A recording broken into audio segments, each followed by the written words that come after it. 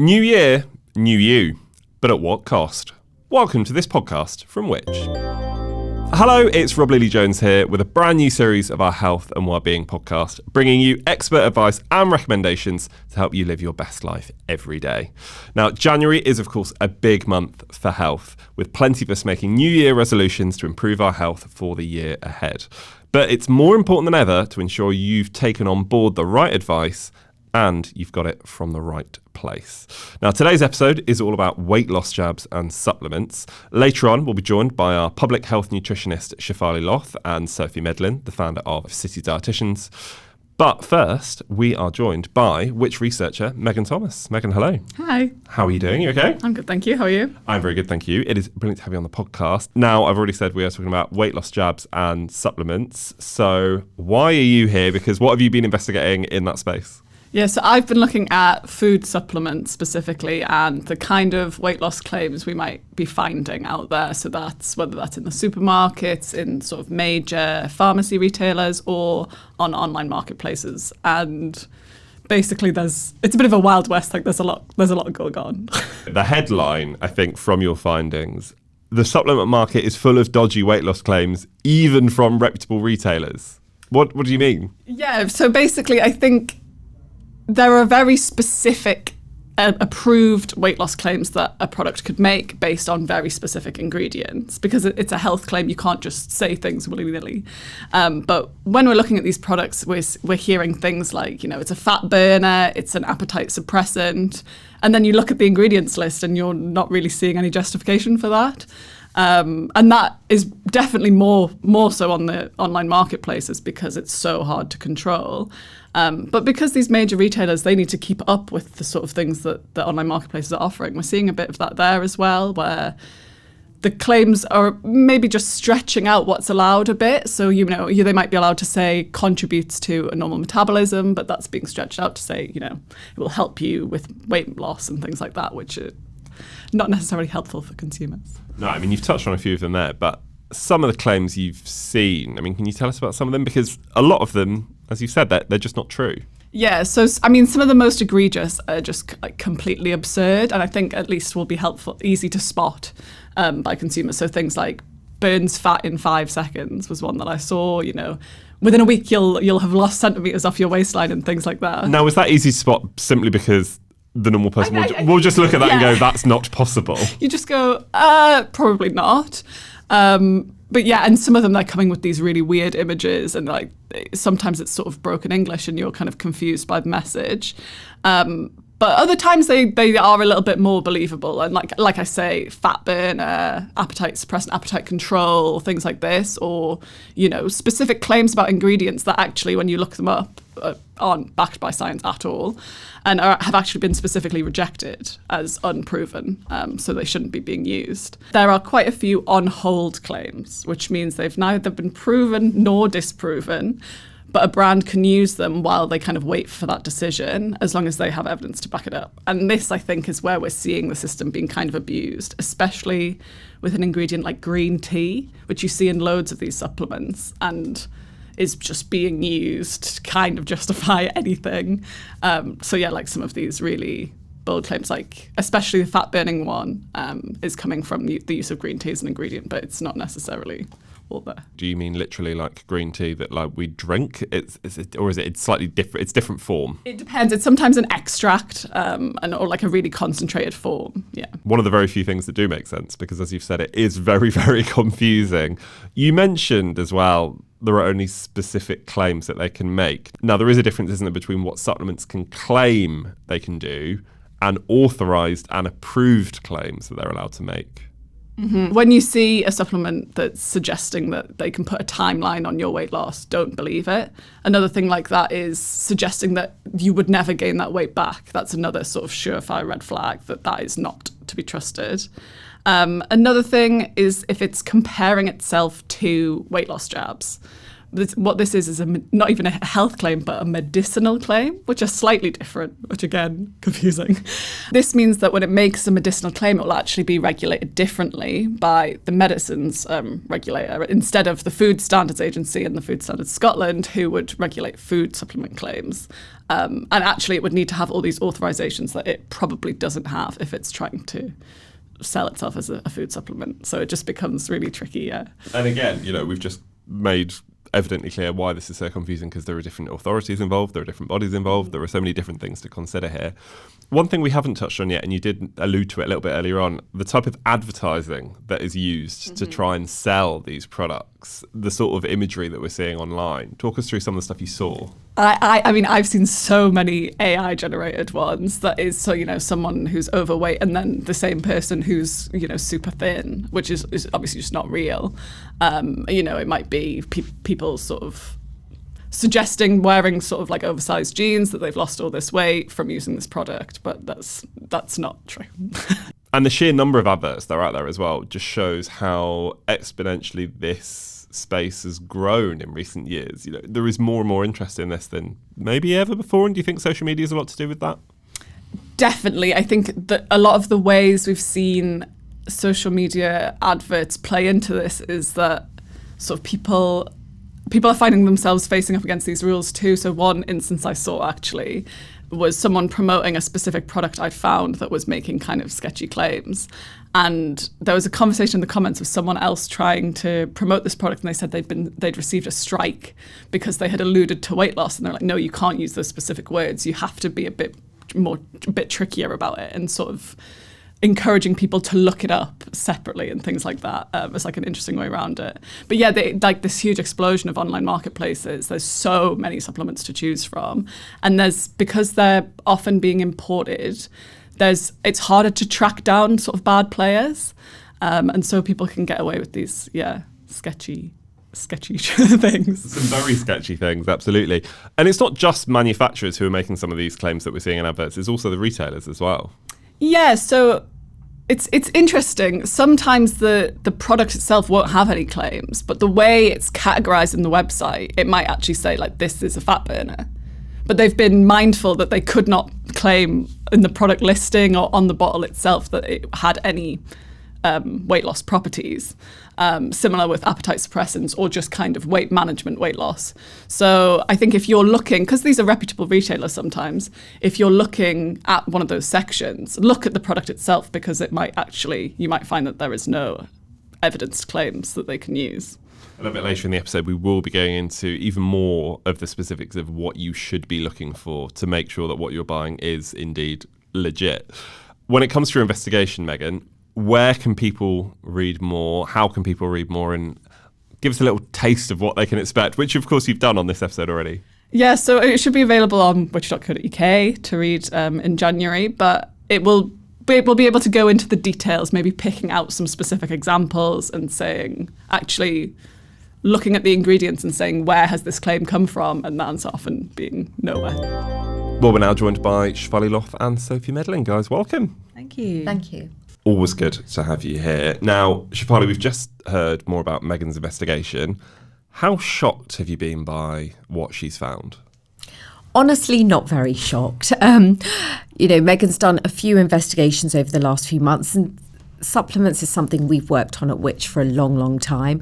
And we know that there are crazy things out there being promoted to consumers. And Sophie, obviously, we've had you on the podcast many times before. We've been talking about supplements a lot. How do you view weight loss supplements? Where do you stand on them?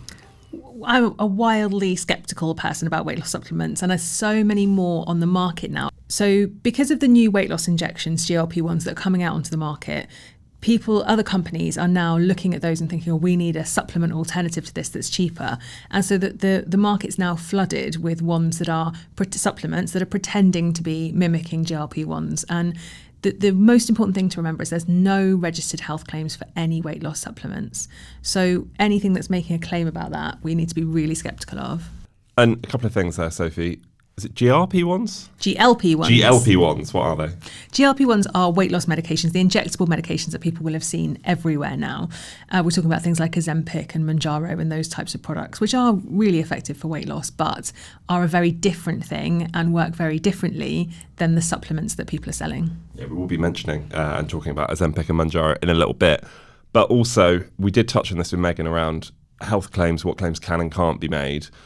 Just go into a little bit more what you mean there around the claims that can and can't be made in this space? Yeah, so there's no registered health claims for anything regarding weight loss. That means that anyone who's saying can support weight loss, can aid in weight loss, any of the claims that you see out there are actually using those claims illegally. And you can, if you can be bothered, report them to the ASA for that, the Advertising Standards Authority. Okay, now this isn't something we've reviewed before here at Which. But if people think they're necessary, if people really want to take some of these weight loss supplements, what are the things they should be considering before they even go out there and look for them?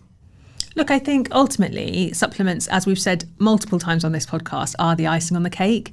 And the answer to weight loss, unfortunately, is really boring. It's energy in, energy out. So trying to eat a bit less and move a bit more. Now, there is some suggestion or some supporting evidence for fibre-based supplements and how they can help maybe to keep you fuller for longer and fuller between meals. But you're still really relying on your own willpower there. Those sorts of fibre supplements are not providing any magic formula. They just may support you to regulate your appetite a bit better.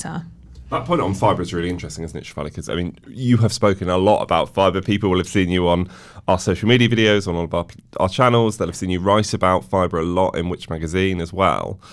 The value of fibre in our diet, we can't really underestimate it. No, and I think especially recently there's been a real push for protein. But actually, most of us have enough protein in our diets, and it's really the fibre that's deficient. And actually, there are so many benefits to fibre. As Sophie said, it can really help regulate your appetite. It can help, it slows down your digestion, so it helps you to feel fuller for longer. So actually, that increasing your fibre intake gradually is something that you can really do. 30 grams, is that roughly what we should be aiming for? That's the aim, yeah. But I think the research shows most people are getting about 18 grams a day. Weight loss jabs then, Shefalee, they have boomed over recent years. We've mentioned two of the names, two of the most popular, Mounjaro, Ozempic. Are they effective? They're really effective. And actually, Ozempic isn't traditionally, it's not really the weight loss medication. It's the drug semaglutide, which has been used to treat diabetes patients.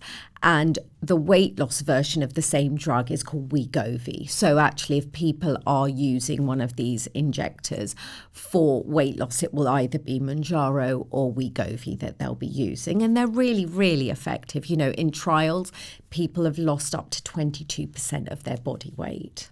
Is that safe, though, if you're losing that percentage of your body weight?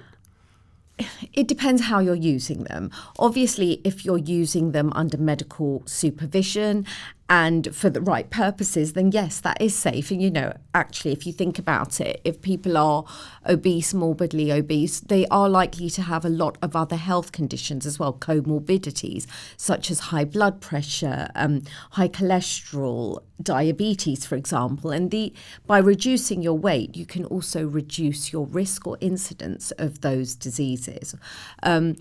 If you're using it to lose a few pounds, then no, it's not safe to be losing 22% of your body weight. You've almost touched on my next question there, which is who are they for? Who should they be for? Because it sounds like they shouldn't be for everyone. Yeah, totally. I think that really the criteria for taking them is that you are obese in the first place, right? And or you have comorbidities. So it's sort of looking at diabetes, cardiovascular disease, maybe fatty liver, but also that you are also overweight, because actually these are what the indication is for. And used under those circumstances, the benefits outweigh the risks, right? So we know that people are going to enjoy longer, healthier lives. The problem that we're finding is that young people, young women especially, are getting their hands on them when they've got a BMI, body mass index, that's already in the healthy range, or they're not even over 18 years old, which the drugs are indicated for. So getting them getting into the wrong hands is the problem that we're contending with at the moment. And, as you touched on there, the people who are taking them who probably shouldn't be taking them, how much of that is down to the marketing of these products and some of the marketing that's out there? We touched on this with Megan around some of the weight loss supplements previously. So I suppose the drugs aren't necessarily marketed towards a consumer audience, but that doesn't stop influencers or celebrities using them and then people seeing that either online or in the press and thinking, well, actually, this is a really appealing way for me to lose those kind of stubborn pounds that I can't seem to shake. If everyone else is using them, why can't I, basically? The big question for me is how do they work? Because it seems like some pretty clever science going on to be able to make people lose weight as quickly as they often do. I mean, they're amazing, really, when we look at them. Our bodies produce GLP-1 as a hormone already. All of us are producing it. Some people in higher amounts, some people in lower amounts. It's produced in our intestines. And obviously these GLP-1s then massively boost that dose of GLP-1 that we're getting. And that then tells our stomach that we're full, slows digestion. It also tells our pancreas we don't need any more. It slows all of our digestive processes down and tells our brain that we're full. So we don't want to eat anymore. And in the case of Mounjaro, so one that is used for weight loss, it also supports insulin sensitivity. So it has a sort of dual effect. And the Mounjaro in general is a bit softer on digestion. You have less side effects than you would with something like Wegovy or the Ozempic type drugs.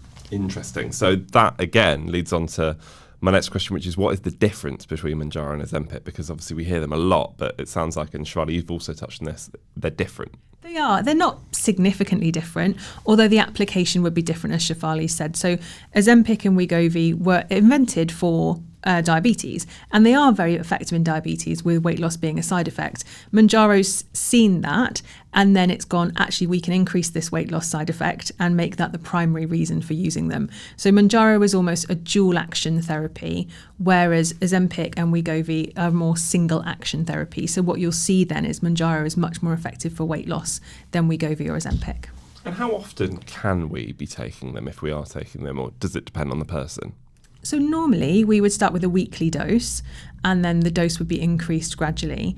What we're finding in clinical practice is people are getting stuck on them. So they've lost the weight they wanted to lose, and now they're looking at, well, how do we get people off these without them regaining all the lost weight? So then some people at the end of their therapy are extending the amount of time between injections, or having what they're calling a microdose for who knows how long, maybe forever, of a very small dose weekly or maybe bi-weekly. So really the length of time of a standard treatment would be weekly, but some people are then extending that towards the end of their treatment. And if someone is having a microdose, as you said before, an infinite amount of time, are the safety concerns there around those drugs being in somebody's system constantly? I mean, when we look at the clinical trials that were used to prove their use, really the maximum time people were on them were, I think it was between a year and a half. So there's not a lot of safety data on people being on them for a long, long time, certainly. I mean, they're new drugs, right? So they've not even been in the market for very long. So it's going to be interesting to see how that plays out in the next few years.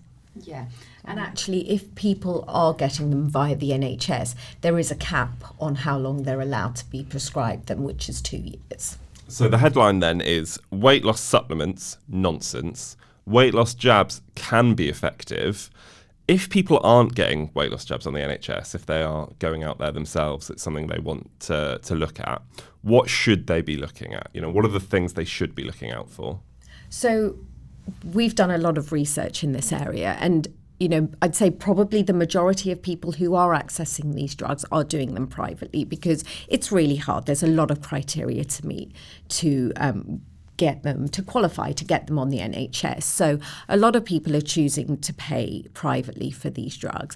There are online pharmacies that will prescribe these drugs, and you have to fill in an online form and meet certain criteria. Now, around a year ago, we did an investigation into this, and it was really easy to get hold of them without meeting that criteria, either by gaming the system or tweaking your results. And actually, for research purposes, I've also tried to get hold of them to see how easy it is. And some places have rejected me and others have offered me the drug. So it is easy to get hold of. I suppose what we would say, and Sophie will certainly say, is, don't just use them. They're not a quick fix solution. You do have to have medical advice. The recommendations are you should be using them with dietary change as well. And a really key thing is when you lose weight quickly, you lose a lot of muscle mass too. So a lot of people are losing muscle mass, which isn't great for long-term health. So when you are on these drugs, you really should be exercising and doing weight-bearing exercises especially. Was there anything you wanted to add on that one, Sophie? Yeah, I mean, what I'm seeing in my clinical practice is people, as I mentioned before, getting stuck on them and not really knowing how to get off without regaining lost weight. And there's potentially some disordered eating thoughts and behaviours in there. But also I've seen patients who are exercising but are not fueling appropriately. They're getting away from a hunger perspective with having a couple of pieces of fruit at lunchtime, maybe a very small meal later. Even if those people are still exercising rigorously, doing lots of strength-bearing exercise, what we're seeing from their scans is that their muscle mass is severely depleted. So in order to maintain muscle mass, we need the substrate, the protein in the diet, and the stimulation, the exercise itself. If we let go of either one of those things, we are seeing people with the muscle mass of an 80 and 90-year-old who are in their 40s because they've got on these drugs, got a bit stuck on them, and not had appropriate dietary and exercise advice early doors. So we talked about muscle loss. Are there other side effects we should be aware of as well? Yeah, absolutely. Like Sophie said, they slow digestion. So actually a lot of the reported and common side effects are constipation, bloating, people feeling nauseous on them. And those are obviously unpleasant, but not risky. I think as soon as you stop taking the medications, or once you've taken them for a while, they can settle down. And there are case reports and early signs of some more serious side effects coming through, but they are few and far between. And also, if you're being appropriately monitored, hopefully by your NHS doctor, if not by an online pharmacy, you're at low risk of those things happening. It's when they get into the hands of the wrong people who have already pre-existing conditions and concerns, that's when those more serious side effects are something to worry about. It's been fascinating hearing more about them, about how they work, about who they might be useful for. Have either of you got anything that you want to leave anyone listening to this with? Any final thoughts? I think from me, I would say, while there are concerns at the moment about people inappropriately accessing these drugs, I do think that in the future they will be sort of the equivalent of if you're struggling with weight loss, why wouldn't you use them? In the same way as when glasses were invented, we said, well, if you can't see, why wouldn't you use them? I think they will be refined and get better. I think particularly for those who have comorbidities, diabetes, heart disease, fatty liver, etc., where weight loss would be so beneficial to their health, I do think we'll see them much more in a way of this is a really helpful tool in the toolkit. It's not necessarily the first tool you pick up, but it's a really helpful tool in the toolkit. And I think at the moment there's a lot of shame and stigma about people using them. A lot of people are using them secretly. I've heard people trying to keep them in secret compartments of their fridge away from their partners, etc. But I do think in the future that will change. And I don't think that people who are using them legitimately should have any shame or stigma about it. And what about where people are getting hold of them as well? Yeah, I think there's a real risk here because there are reports where people are getting them through online channels, through their hairdressers, through their beauticians, etc. Now, these are really effective medications, but they are medicines. So I think people should really exercise caution and not buy them from non-authorized channels. You know, if you do want to buy these privately, then do go through a proper online pharmacy. Don't just buy them down the road from a friend of a friend. Guys, it's such a difficult world to navigate. You've done a great job doing so, and it was fascinating hearing more about Megan's investigation earlier on as well. So thank you very much for being here. Thank you.